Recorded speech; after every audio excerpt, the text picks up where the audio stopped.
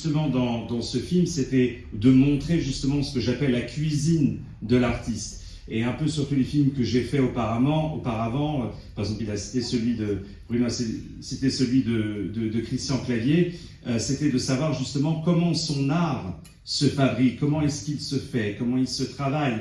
Et surtout, la force de Richard Orlinski, c'est pas seulement justement son art que vous voyez, mais comment il l'amène au public. C'est également l'emballage, c'est la façon avec laquelle justement il va vous présenter son art avec ses expositions à travers qui cassent en fait les codes.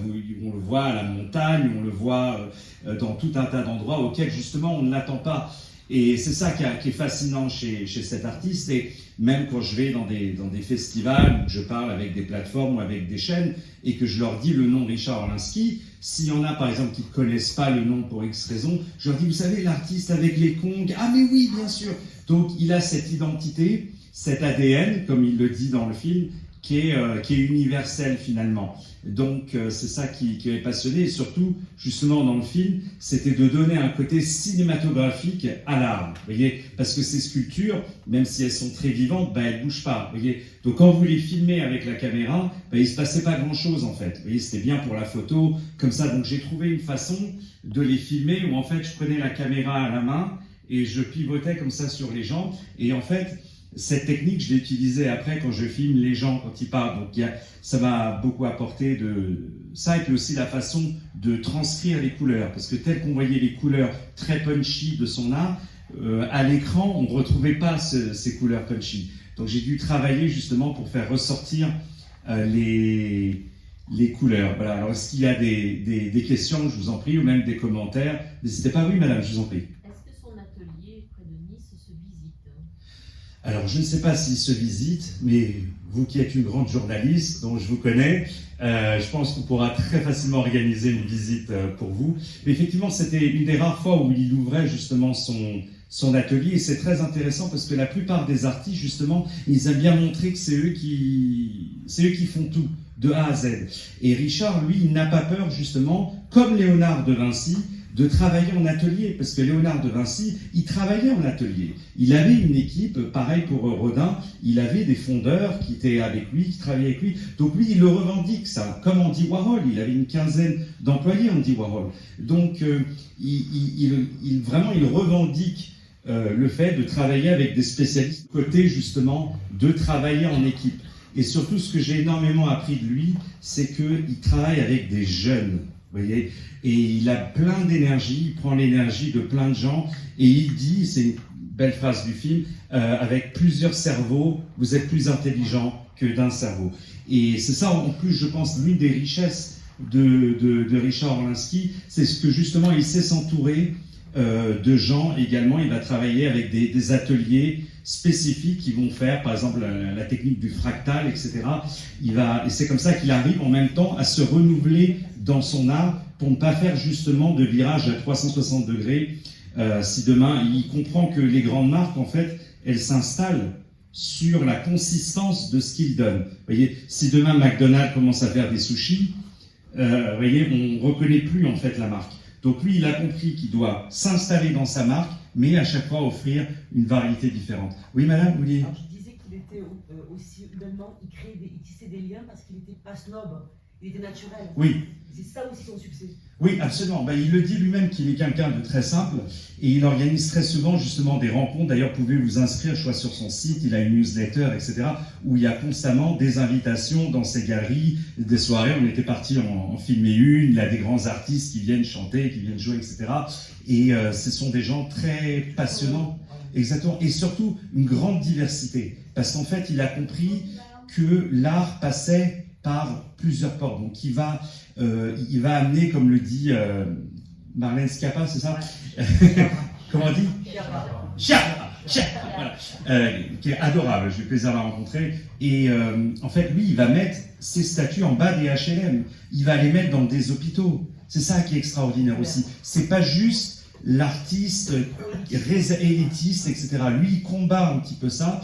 Et je sais qu'il y a beaucoup de journalistes du monde de l'art qui ne veulent pas en entendre parler, alors que c'est quelqu'un justement qui amène le plus d'art. Bon, quand on sait que certains critiques de films disent que George Lucas, ce n'est pas du cinéma, c'est du divertissement, on a un peu de marge. Voilà. Est-ce qu'il y a... Mais toi, tu l'as rencontré, ah, oui. Tu l'as rencontré comment?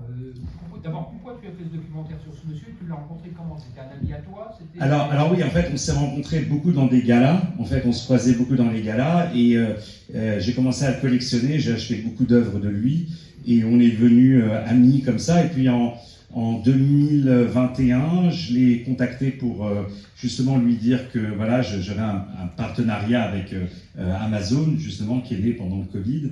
Et que je voulais faire un film sur lui, mais il fallait que ce soit un film entre guillemets américain, pour le marché américain. Donc est-ce que tu sais parler en anglais? Est-ce que tu peux tenir une conversation en anglais? Est-ce que tu peux faire une interview en anglais? Oui, il n'y a pas de problème.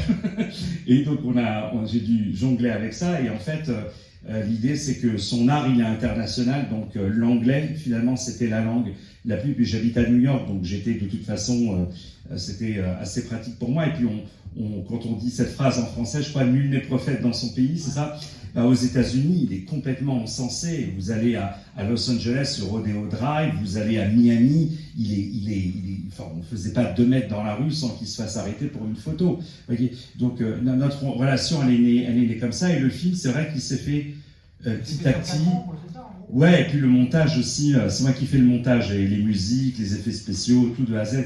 Donc vous imaginez pas le nombre d'images par seconde qu'il y a, et aussi la cinématographie américaine que j'y ai donnée. Parce qu'en fait, vous pouvez regarder un film français et un film en anglais, un film américain et un film français, vous coupez le son, vous êtes capable de dire ça c'est le film américain, ça c'est le film français. Et je me suis toujours demandé qu'est-ce qui faisait que, en fait. Et en fait, c'est au nombre d'images. Vous savez, par exemple, vous savez que filmer, ça n'existe pas. On ne peut pas filmer quelqu'un. C'est une succession de photos.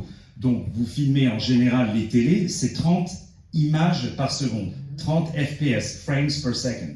Et en fait, 25, c'est pour le cinéma, mais les Américains, j'ai découvert qu'ils filmaient en 24. Donc c'est ça qui donne ce petit côté ralenti dans l'image. Et même mes caméras de cinéma, je les achète aux États-Unis, et c'est même pas en 24, c'est 23,98 pour être précis. Donc c'est ce qui donne en fait ce côté cinématographique. Et puis j'ai travaillé avec vraiment des gros monteurs et des gros mecs aux États-Unis qui m'ont dit c'est très simple. La télé, c'est ça. Le cinéma, c'est ça. Voyez. Donc ça a changé tout, que ce soit dans le jeu, dans la façon dont on amène les dialogues, dans la façon dont j'écris même la voix off. Ça doit être une invitation à son art. Donc mélanger l'action avec justement la beauté de son œuvre, et également le tout enveloppé d'une couleur cinématographique. C'était le challenge entre guillemets de ce film. Et pour moi, l'art, il a sa place au cinéma aussi. C'est ça qui était important. Est-ce que quelqu'un d'autre a une dernière question peut-être? Oui, madame, je vous en prie. Je voudrais savoir si tu projettes ce film au Festival de Cannes 2026. Alors, il était déjà 2025. Ça suffit, on l'a donné.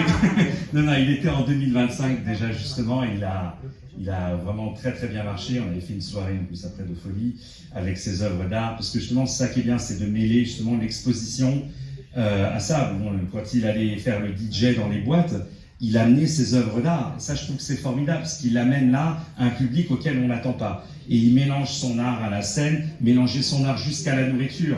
Vous voyez, au Louvre, il avait fait au Carrousel du Louvre, même son art dans les gâteaux. C'est ça qui est absolument extraordinaire. Et vraiment, au monde, je tiens à le dire, il n'y a que lui.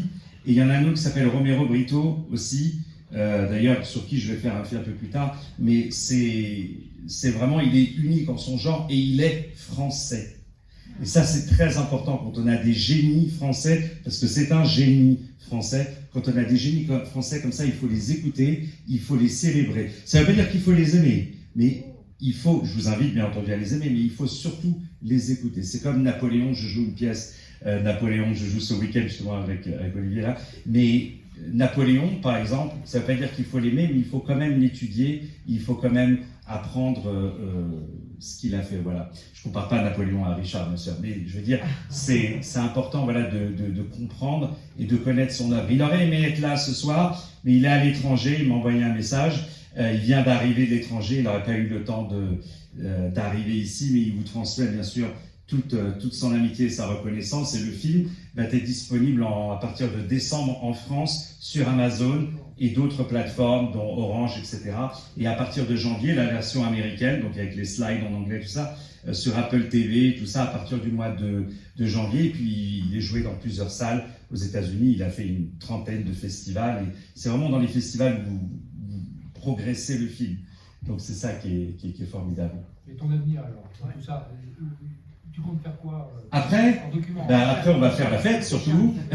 Non, prochain film, j'ai un film sur Akon, qui est déjà tourné, il y a déjà la bande-annonce. En février, j'ai un film sur Serge Lama, qui sort, qui est déjà tourné, qui est très, très, très intéressant. Et puis, après, à la rentrée, après pour Cannes, j'ai le documentaire officiel, le biopic officiel sur les Jackson 5.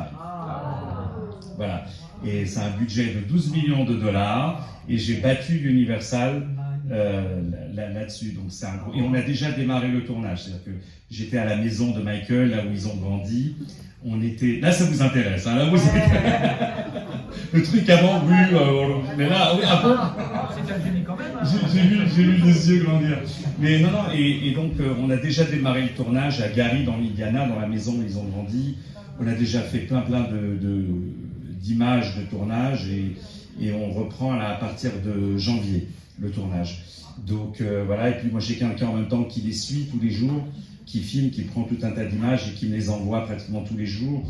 Et je monte avec ça, et puis on a des interviews, et puis il y a tout un travail d'archives qui est énorme là-dessus. Et là aussi, il va falloir innover, parce que c'est pas juste un documentaire sur l'histoire des Jackson, mais je voulais également que ce soit un hommage à cette famille artistique absolument extraordinaire qui a diverti la planète entière sur plusieurs générations.